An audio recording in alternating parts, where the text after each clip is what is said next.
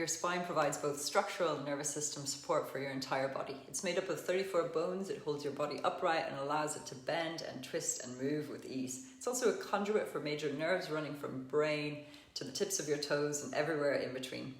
Your entire spinal column consists of 24 individual bones called vertebrae, and plus 2 sections of fused bone, the sacrum and the coccyx, located at the very base of the spine.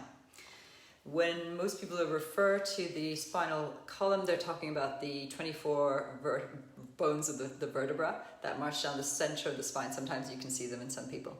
And the vertebral column can be divided into 5 different regions. So we have the cervical spine, which is 7 bones. That's the same number as a giraffe has, which is pretty crazy. And C1 is the atlas and C2 is the axis. C1 for saying yes and C2 for saying no. This thoracic spine is made up of 12 different vertebrae from the mid-back T1 to T12, and then lumbar spine from L5, just about here, to L1 to L5, apologies. And then below that, we have the sacrum and the coccyx. So generally that S-shaped curve is what helps us to have that beautiful kind of shock-absorbing quality, and it gives us the strength as well. So it curves in at the lumbar, out at the thoracic, and in again at cervical. And just below, in this sort of region of our lumbar area, or below the lumbar area, you have your sacrum, which is a fused bone, and to either side of it you have the iliac bones, which kind of look like 2 elephant ear-shaped bones to me, making up the back of your pelvis. And then we have the coccyx, this little tailbone here at the end, which fuses together in adulthood and plays an important role in supporting your weight when you're sitting. Okay, our spine relies on a number of supporting structures. So these are ligaments, muscles, and joints. And then intervertebral discs, which you can see if you look kind of closely here in between each vertebra.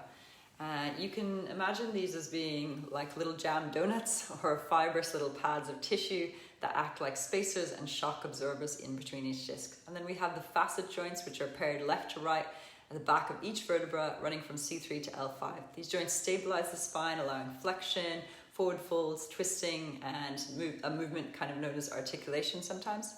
And similar to any joint in the body, these are encased in a capsule of connective tissue that produces a nourishing fluid and lubricates the joint. And this allows for that kind of smooth movement. And then the ligaments, which connect bone to bone, help to stabilize and support your spinal column and during rest and during movement. And these are kind of like stretchy tension cords. And they help us to also limit range of movement so that we don't go beyond our range. And of course, then we have the spinal muscles and tendons, which help to stabilize and strengthen the vertebral column and allow for not doing too extreme bending, but also coming into twist. The vertebral column serves to protect the spinal cord and nerve root, which are part of the central nervous system.